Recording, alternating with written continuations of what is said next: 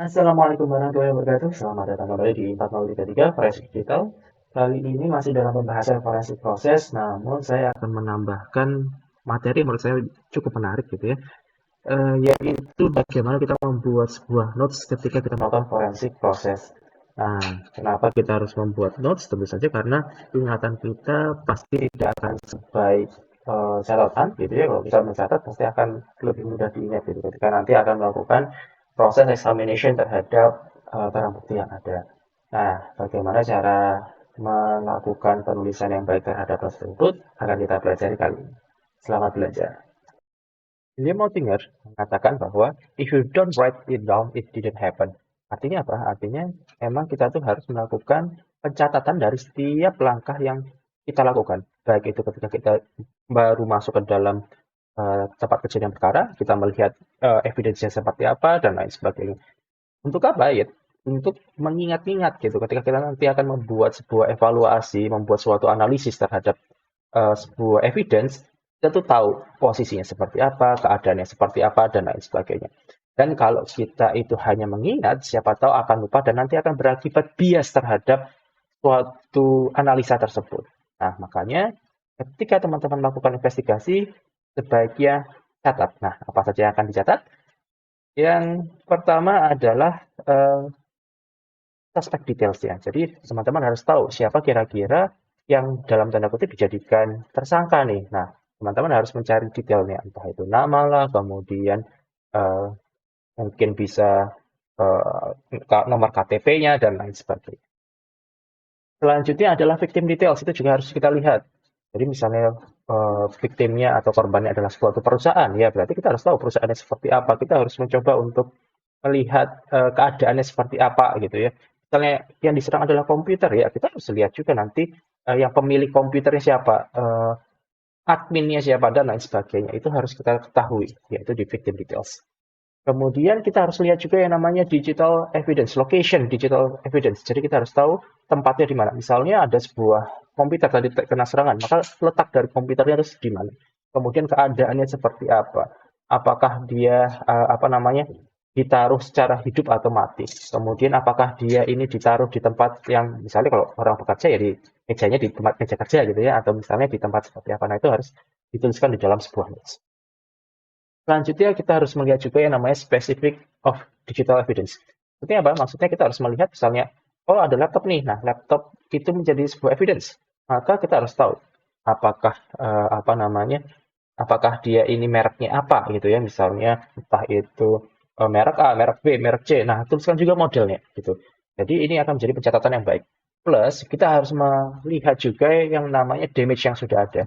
Jadi teman-teman nanti harus mengabadikan bahwa misalnya oh ini ada laptop dengan model A, serinya seperti ini, sudah terjadi kecacatan misalnya atau ada spesial apa ya, spesial karakteristik di mana misalnya di bagian bawahnya sudah terkelupas gitu ya atau sudah penyok gitu. Nah, itu harus dituliskan. Agar apa? Agar nanti tidak ada lagi misalnya nanti kita sudah membawa ini ke pengadilan terus mengatakan bahwa oh iya ya ini jangan-jangan pelakunya adalah yang sedang melakukan investigasi nih yang membuat rusak si alatnya. Nah, jangan sampai terjadi hal tersebut. Selanjutnya, condition of evidence seal. Nah, jadi ketika kita nanti sudah mendapatkan barang bukti kan biasanya kita akan melakukan seal gitu ya, melakukan apa namanya penyelamatan atau preserve dari sebuah evidence. Nah, kita harus menuliskan keadaan seal atau box-nya atau bags itu seperti apa. Jadi kita bisa memastikan bahwa tidak ada kerusakan dari evidence seal itu dulu gitu. Jadi kalau misalnya nanti terjadi sebuah kerusakan setelah kita melakukan preservation dari sebuah evidence, berarti kira-kira ada orang yang melakukan sesuatu terhadap barang bukti itu atau penanganannya kurang baik. Jadi bukan kesalahannya sekali lagi bukan di tempat kita. Selanjutnya, eh, kita juga harus menuliskan nanti untuk hardware detail untuk melakukan forensik tersebut gitu. Jadi misalnya teman-teman tadi melakukan pengambilan data gitu ya. Nah, pengambilan datanya itu menggunakan apa? Apakah teman-teman menggunakan flash disk? Nanti akan apa namanya flash disk ini nanti akan menyimpan semua data yang ada di hard disk, misalnya seperti itu. Maka tuliskan hard disknya itu detailnya seperti apa? Apakah misalnya apa namanya mereknya apa, kemudian besarannya seberapa, serial numbernya seberapa, nah itu harus dituliskan agar kita bisa ingat gitu bahwa saya menaruh di mana dan datanya apa saja. Kemudian software detailnya juga harus dituliskan. Jadi teman-teman nanti harus misalnya, oh saya melakukan cloning nih data tersebut, saya clone ke hard disk. Nah, alat untuk clone-nya itu apa? Gitu ya, software-nya itu apa? Nanti teman-teman juga harus kasih tahu versinya berapa dan lain sebagainya. Yang mana ini nanti akan bisa kita pertanggungjawabkan ketika nanti kita ada di dalam sebuah persidangan. Bahwa yang saya lakukan itu valid. Gitu. Kemudian other finding. Nah, ini bagi teman-teman yang mendapatkan apa namanya mendapati dirinya di dalam sebuah tempat perkara, maka teman-teman bisa melihat gitu ya, jangan-jangan nanti ada suatu hal yang bisa membantu gitu. Walaupun sekali lagi kita harus lihat juga kita tuh boleh melakukan apa saja di dalam waran kita gitu ya, atau di dalam surat geledah kita.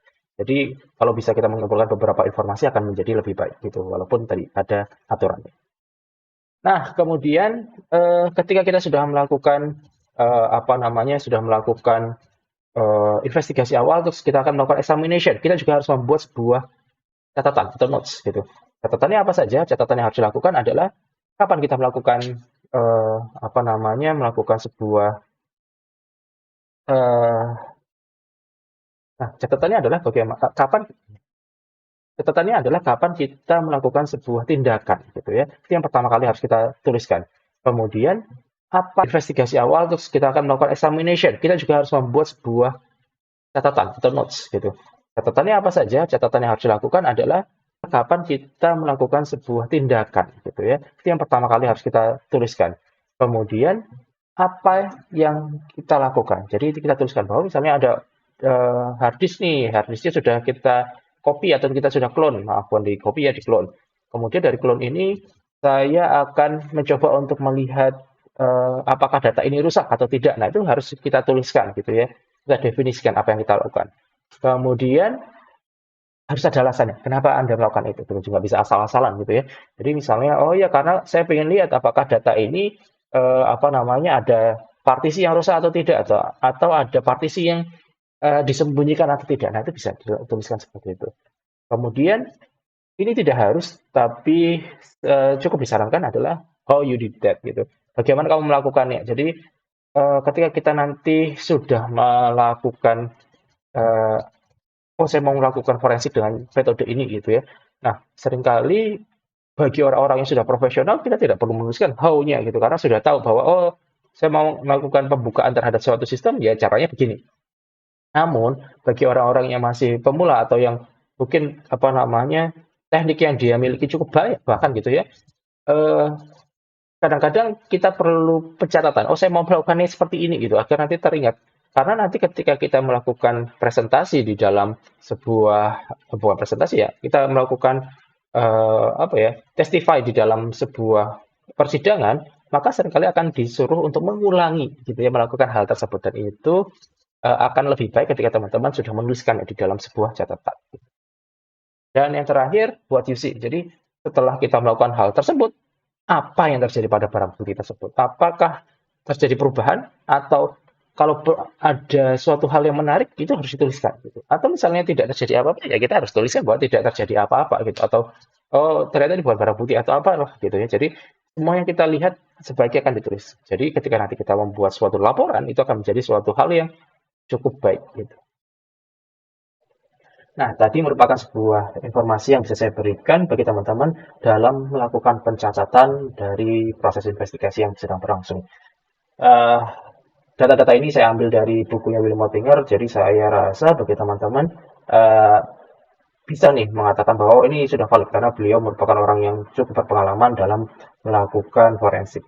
Dan memang pencatatan ini akan menjadi sangat baik karena sekali lagi bahwa kalau kita punya sebuah ingatan itu tidak akan sebaik sebuah tulisan. Walaupun memang ada beberapa orang yang sangat kuat ingatannya gitu ya, tapi akan lebih baik ketika akan ditulis. Apalagi ketika data atau evidence yang ada itu sangat masif.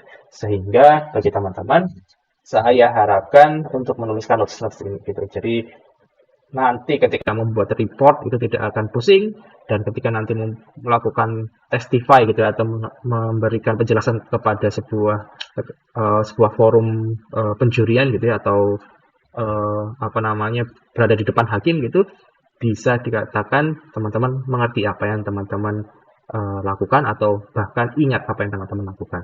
Nah, sekian dulu dari saya. Nanti ketemu lagi di pembahasan selanjutnya. Assalamualaikum.